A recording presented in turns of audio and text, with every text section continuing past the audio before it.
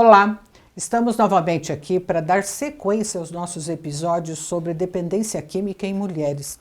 E eu estou novamente com a Fernanda, que veio contribuir aqui para trazer uma palavra de esperança para você, mulher que é dependente química e que sofre o preconceito, a discriminação e a dificuldade de recuperação exatamente pela falta de tratamento, pela falta de cuidados das pessoas ou até pelo isolamento social que as mulheres sofrem por ter uma doença grave como a dependência química. Nesse capítulo de hoje, nós vamos falar sobre dependência química em mulheres e relação com os filhos. Você tem 2 filhos? 2. Que idade tem seus filhos? 23 e 15. Então, quando o seu primeiro filho nasceu, você já tinha desenvolvido a dependência? Estava a passo de desenvolver. Na verdade, sim, como eu já comentei no capítulo anterior, a dependência ela acompanha desde pequena, depois ela foi se desenvolver lá com 24 anos. Quando nasceu o primeiro filho, ela tinha 2 anos, né? Ela tinha 2 anos. E na sua gestação, eu gostaria que você falasse um pouco, desde a gravidez, né, quando você decidiu ter a sua filha, desde como foi o processo de gestação, como a sua família acolheu, enfim, quais os problemas que você teve durante o processo, né, de gestação e parto dela e depois o desenvolvimento. Uma bagunça, né? Porque eu me envolvi com o pai dela. O pai dela é dependente químico também? A gente acredita que sim, doutora, sabe? Problema com álcool, né? E a gravidez foi bem complicada, minha mãe não queria, daí aquele negócio todo de será que vai ter, será que não vai ter? Aí pai não passa comigo na porta na portaria por conta da gravidez, vergonha. Então foi uma gravidez bem conturbada, assim, sabe? E durante a gravidez você fez uso de substâncias? Não, nenhum uso. Só cigarro, né? Que também é droga, né? Então a gente não pode minimizar, né? Porque hoje a abstinência é total, né? Sim. Então fazia uso de cigarro, né? Mas não tinha, assim, a dependência química instalada com substância ilícita, né? Não cheguei a beber também na gravidez nem nada, né? Mas foi um processo eu quero bem complicado. salientar, eu estou perguntando isso porque é importante que as mulheres saibam que o uso de álcool, cigarro e outras drogas durante a gestação compromete o desenvolvimento normal do bebê. Ele pode nascer com síndrome de abstinência fetal, que o bebê nasce com tremores, com taquicardia, né, com grande sofrimento físico por abstinência e também pode ter problemas no desenvolvimento neurológico, né, problemas de aprendizagem, etc. Então, frisar que a dependência em mulheres, a gente tem que ter um cuidado muito grande durante a gestação para que não use nenhuma substância lícita ou ilícita. Né? Então, como eu estava falando, na primeira gravidez, assim, eu acredito que tenha, sim, a questão do cigarro e também da questão da bipolaridade, passado, herdado, né? Tanto que a minha filha, ela tem esse transtorno também, né? Ela trata e tratou com a doutora Creuza há muitos anos, né? Foi através dela que eu cheguei em você. Ela tinha 4 aninhos, né? Mas o mais grave foi na segunda gravidez, doutora. Que daí, sim, eu estava em recuperação, engravidei, usei droga, grávida do segundo filho, e eu tenho, assim, que dar graças a Deus, assim, agradecer muito, porque ele não tem nenhum problema, nada.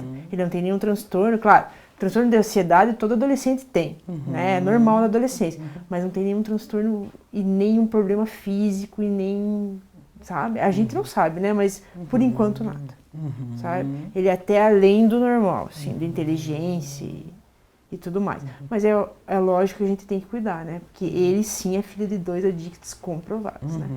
Ele tem uma predisposição genética dos 2 lados, né? A gente tem que lembrar também que a dependência química, 60% dos fatores determinantes se vai desenvolver ou não a dependência é genético. E quando tem os 2 lados, então isso se acentua, né? Por isso, a educação dos filhos de dependentes químicos, né, precisa ser diferenciada. Você, falando novamente da sua primeira filha, você já em seguida começou a desenvolver sintomas de dependência, né? Você acha que isso contribuiu no seu apego ao bebê, nos cuidados com o bebê? Quem que te ajudou? Como que foi esse início da vida dela associando ao uso da droga? Na verdade, até os 2 anos eu cuidei dela, né? Só que aconteceu um agravante quando ela tinha 15 dias, que foi a morte do meu pai. Então eu tive eu tive uma gestação conturbada. Eu tive um pós-parto super conturbado também, né? A gente chama de dieta, né? Onde eu fiquei totalmente, eu acho que em depressão ou em choque, alguma coisa assim.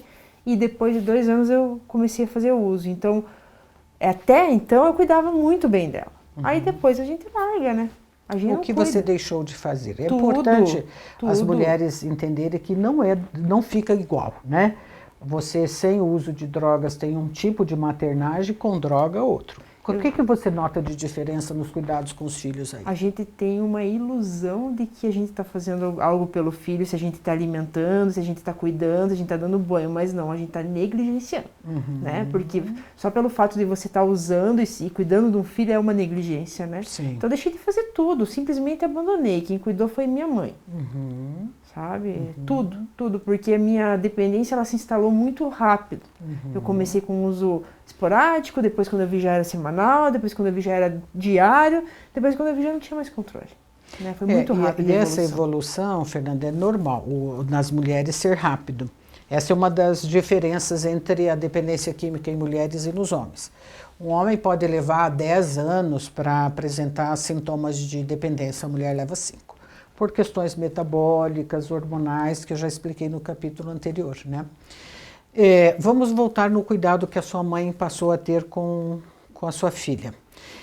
Muitos avós, eles passam a exercer essa função paterna em razão da negligência das mães, principalmente das mães dependentes químicas. Os pais dependentes químicos abandonam mesmo, né? Eles não conseguem exercer essa responsabilidade paterna. As mães, como você disse, elas pensam que estão cuidando, mas estão sendo negligentes. Isso leva os avós a fazer esse cuidado maternal.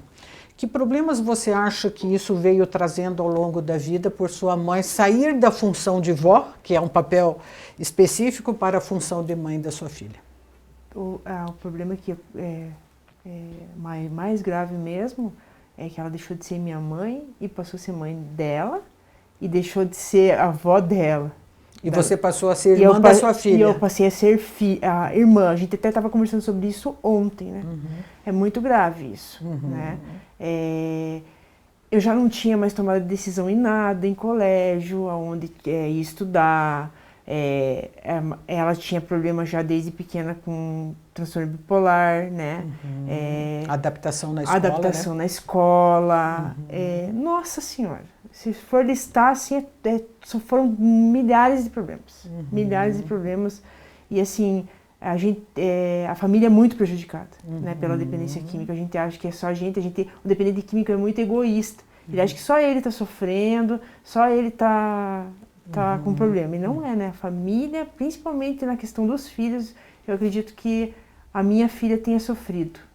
Mas demais, assim, em todas as áreas da vida dela. Hoje ela é uma mulher já, graças a você, graças a nós, né? A luta, a minha luta, depois ela ter vindo morar comigo e tudo mais, ela é uma outra pessoa. Mas se tivesse continuado usando droga, ela certamente hoje estaria ou usando droga ou de repente ela pensou em suicídio várias vezes. Eu tenho cartas dela lá que eu de vez em quando ainda preservo, guardada, falando que ela, pela questão dela ter uma autoestima baixa, né?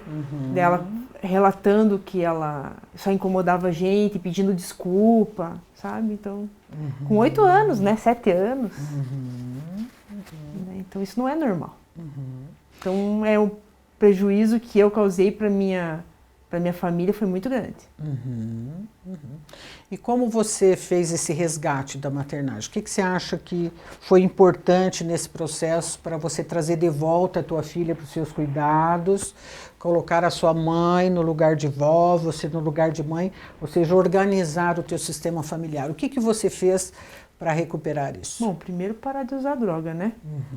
Segundo, seguir as suas orientações e ter coragem de me modificar, né? Porque a gente sempre quer modificar o outro e a gente tem que mudar a gente mesmo, né? Então, vim na terapia, nos grupos, Nunca imaginei que fosse fazer uma faculdade, né, uma universidade, fiz até MBA e tudo com sua ajuda, né? Hoje sou uma profissional também, né? Trabalho com confeitaria eu acho que o que é mais sagrado mesmo é o tratamento, doutora. Acima de tudo. Não perder o foco da doença. Não perder o foco da doença. Porque a recuperação, a pessoa pensa assim, se ela for cuidar dos filhos, não vai pensar em droga. Não é assim, né? Pelo contrário, você está cuidando, pensa que está cuidando e só está pensando na droga enquanto a doença está ativa. Então, o tratamento proporciona o quê? Através da abstinência, você vai recuperar a tua consciência, a tua autocrítica, a tua capacidade de discernir as coisas e tomar decisões que são importantes na sua função de mãe. Você delegou essa responsabilidade para sua mãe, porque naquele momento você estava muito adoecida, né? Sem condições críticas de decidir até o colégio da sua filha. Então, no processo de recuperação, você, ao estar ciente do que estava acontecendo, você pôde tinha moral e cabeça para ir à escola, decidir o que era melhor para sua filha, conversar com os professores. Você foi retomando aos poucos, né, Fernanda? Não foi de uma vez, toma seu filho aqui de volta e cuide. E na medida que você foi assumindo essas responsabilidades na vida social da sua filha, acompanhá-la nos eventos, ela foi se aproximando de você e foi fazendo essa interface, esse desmame da maternagem da avó para a sua maternagem. Eu vejo que essa responsabilidade, no momento certo, quando você está abstinente, isso te fortalece. Mas não é a maternagem que vai te levar à abstinência, é a abstinência que vai te levar à maternagem, né? A vinda do seu segundo filho somou essa responsabilidade, esse compromisso, né? E essa consciência que você tem de ter um pai dependente químico, de ter você em recuperação, que faz com que você tenha sucesso como mãe, né? Hoje os seus filhos fazem parte da rede de proteção. Total. E antes você era um fator de risco para eles. Isso é maravilhoso, né? Maravilhoso. Então, assim, reconstruir a tua família foi um processo longo, foi um processo demorado, foi um trabalho artesanal que a gente fez, né, Fernanda? Mas hoje sua filha já fez faculdade, seu filho está indo bem no colégio, sua vida profissional caminhando, sua abstinência estável. Então, isso tudo é sucesso do seu investimento pessoal, né? Que é o faça certo que dá certo, né? Então, aqui no meu livro tem o depoimento da Fernanda, por isso eu a convidei para estar aqui no meu programa, e também tem várias orientações para a família em vários capítulos. Assim, é importante você conhecer a doença, é importante você saber as fases da doença, como vai mudando os comportamentos, né? Para não discriminar, para apoiar, para assumir responsabilidades junto com o processo de recuperação. Participação da família é muito importante. Tua família não participou do seu tratamento, mas foi uma rede de apoio muito importante, acolhendo os seus filhos no momento que você precisava. Sim, né? sou muito grata. Então fica a dica do faça certo que dá certo, para ajudá-los também nessa reflexão. E eu espero vê-los no próximo capítulo com a Fernanda, falando sobre o processo de superação dela com os cuidados com a sua saúde física e mental. Até lá!